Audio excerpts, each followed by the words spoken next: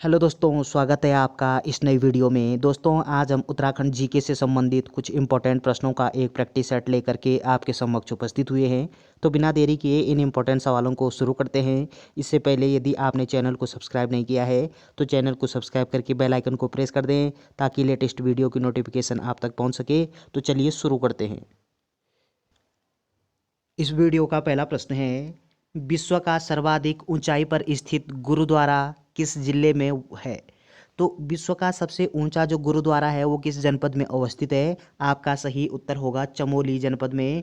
Option A आपका सही answer दिया गया है।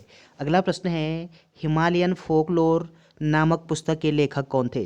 तो हिमालयन फोकलोर नामक जो पुस्तक है ये पुस्तक किसके द्वारा लिखी गई है? आपका सही आंसर होगा ये ओकले एवं गैरोला जी के द्वारा लिखी गई पुस्तक है। कौन सी?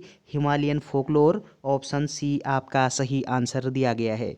अगला प्रश्न है, राजुला मालुशाही है। तो राजुला मालुशाही ये क्या है? इस प्रश्न का सही उत्तर बताना है आपको। आपका सही आंसर होगा कि ये उत्तराखंड की एक अमर कहानी है, अमर प्रेम कहानी।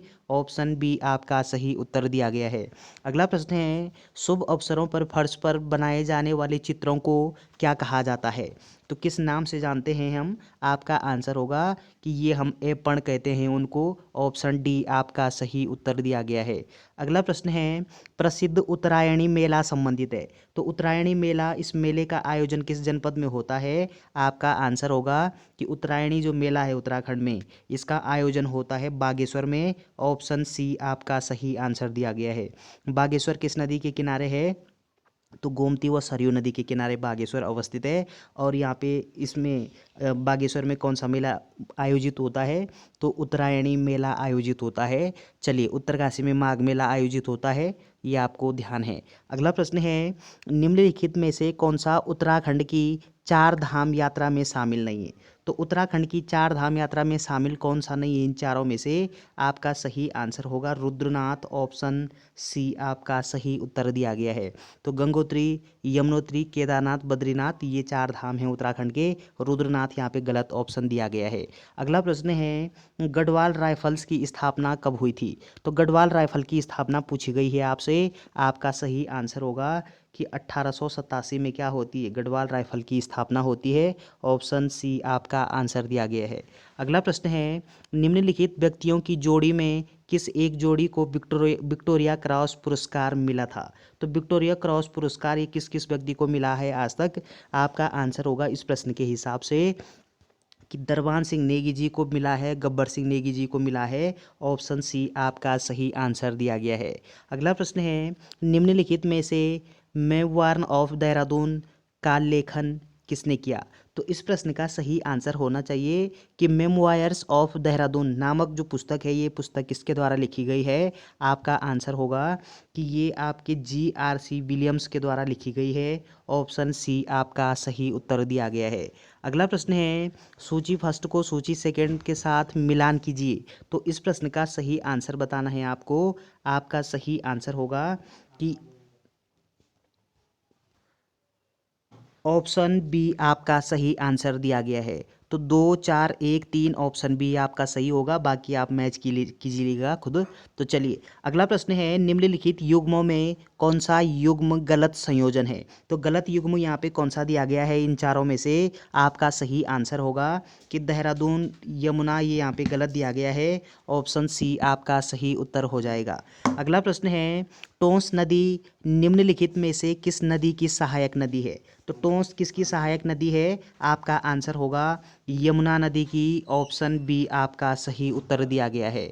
अगला प्रश्न है, निम्नलिखित उत्तराखंडियों में से किसने 1955 से लेकर के 1961 तक भारत के गृह मंत्री के रूप में कार्य किया? तो कौन से उत्तराखंडी थे वो? आपका आंसर होगा कि ये हो जाएगा आपका पंडित गोविंद वल्लभ पंत। ऑप्शन ए आपका सही आंसर दिया गया है। अगला प्रश्न है, हिमालयन हॉस्पिटल ट्रस्ट जौलीग्रांट के संस्थापक कौन थे? तो हिमालयन हॉस्पिटल ट्रस्ट ये कहाँ पे अवस्थित है? तो देहरादून के जौलीग्रांट में अवस्थित है। और इसकी स्थापना अर्थात इसके संस्थापक कौन थे? आपका सही आंसर होगा कि ये स्वामी राम। ऑप्शन बी आपका सही उत्तर दिया गया है। अगला प्रश्न है, बोरवली से बंदर तक नामक पुस्तक के लेखक कौन है? तो बोरवली से बोरबंदर तक ये पुस्तक किसके द्वारा लिखी गई है? आपका सही आंसर होगा कि शैलेश मटियानी जी की ये प्रसिद्ध पुस्तक है। ऑप्शन डी आपका सही उत्तर दिया गया है। अगला प्रश्न है, उत्तराखंड में आरबीआई का उप कार्यालय कब स्थापित किया गया? तो उत्तराखंड में आरबीआई की एक शाखा खोली गई है। ये शाखा कब खोली गई है उत्तराखंड में आरबीआई की? आपका सही आंसर होगा ये 30 जून 2006 को खोली गई है। ऑप्शन सी आपका सही उत्तर दिया गया है। बाकी आप आरबीआई के बारे में जानते हैं, आरबीआई इसका पूरा नाम रिजर्व बैंक ऑफ इंडिया होता है। इसकी स्थापना ये कब होती है ये आपको कमेंट बॉक्स में टाइप करना है। चलिए अगला प्रश्न है, उत्तराखंड के किस जिले में 2011 की जनगणना के अनुसार सबसे ज़्यादा ग्रामीण आबादी है? तो इस प्रश्न का सही आंसर क्या होना चाहिए आपके अनुसार? आपका सही आंसर होगा हरिद्वार जनपद में। ऑप्शन सी आपका सही उत्तर दिया गया है। अगला प्रश्न है, निम्नलिखित में से कौन सी कुमाऊनी भाषा की फिल्म है? तो यहाँ पे इन चारों में से कुमाऊनी भाषा की फिल्म कौन सी है? आपका सही आंसर होगा मेघा आ जो फिल्म है ये कुमाऊनी भाषा की प्रथम फिल्म है।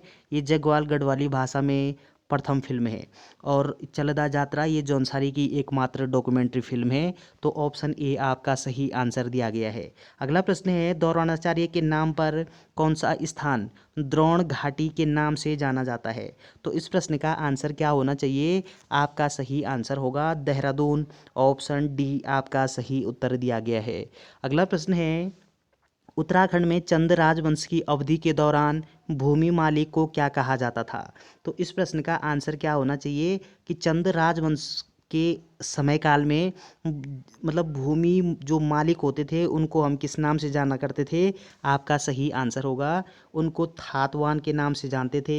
ऑप्शन सी आपका सही आंसर दिया गया है। अगला प्रश्न है, उत्तराखंड के कौन से जिले में गन्ने का सर्वाधिक उत्पादन होता है? यानी गन्ना किस जनपद में सर्वाधिक उत्पादित होता है? आपका सही आंसर होगा उधम सिंह नगर जनपद में। ऑप्शन डी आपका सही उत्तर दिया गया है। अगला प्रश्न है, चिपको आंदोलन सर्वप्रथम किस जनपद से प्रारंभ हुआ? तो ये आसान सा सवाल हो जाएगा आपके लिए कि चिपको आंदोलन ये कहाँ से शुरू होता है? चमोली जनपद के रैणी गांव से शुरू होता है। ऑप्शन सी आपका आंसर दिया गया है। अगला पॉइंट आपको क्या ध्यान रखना है कि इस चिपको आंदोलन से संबंधित जो व्यक्ति हैं वो सारे आपको ध्यान होना चाहिए कि चिपको आंदोलन से संबंधित कौन कौन से व्यक्ति हैं। जैसे सुंदरलाल बहुगुणा चिपको आंदोलन से संबंधित हैं, गौरा देवी चिपको आंदोलन से संबंधित हैं। तो चलिए अगला प्रश्न है, उत्तराखंड के किस जिले में सर्वाधिक विकास खंड है? तो सर्वाधिक विकास खंड किस जिले में है उत्तराखंड के? आपका सही आंसर होगा अल्मोड़ा। ऑप्शन बी आपका आंसर दिया गया है। अगला प्रश्न है, किस तिथि को उत्तरांचल का नाम बदलकर उत्तराखंड कर दिया गया? तो ये हम सब जानते हैं कि उत्तराखंड का नाम पहले उत्तरांचल था और उत्तरांचल से उत्तराखंड जो नाम है वो आपका 1 जनवरी 2007 को कर दिया गया था। ऑप्शन सी आपका सही उत्तर दिया गया है। अगला प्रश्न है, उत्तराखंड में राजस्व पुलिस प्रणाली लागू हुई? तो राजस्व पुलिस प्रणाली ये उत्तराखंड में किस वर्ष में लागू होती है? आपका सही आंसर होगा ये होती है आपकी 1874 में। ऑप्शन बी आप सी आपका सही आंसर दिया गया है। अगला प्रश्न है कि उत्तराखंड में पंचायतों में महिलाओं के लिए आरक्षण कोटा 33% से बढ़ाकर 50% कब किया गया? तो कब किया गया है, किस वर्ष किया गया है ऐसा? आपका सही आंसर होगा कि ये आपके वर्ष 2008 में किया गया। ऑप्शन डी आपका सही उत्तर दिया गया है।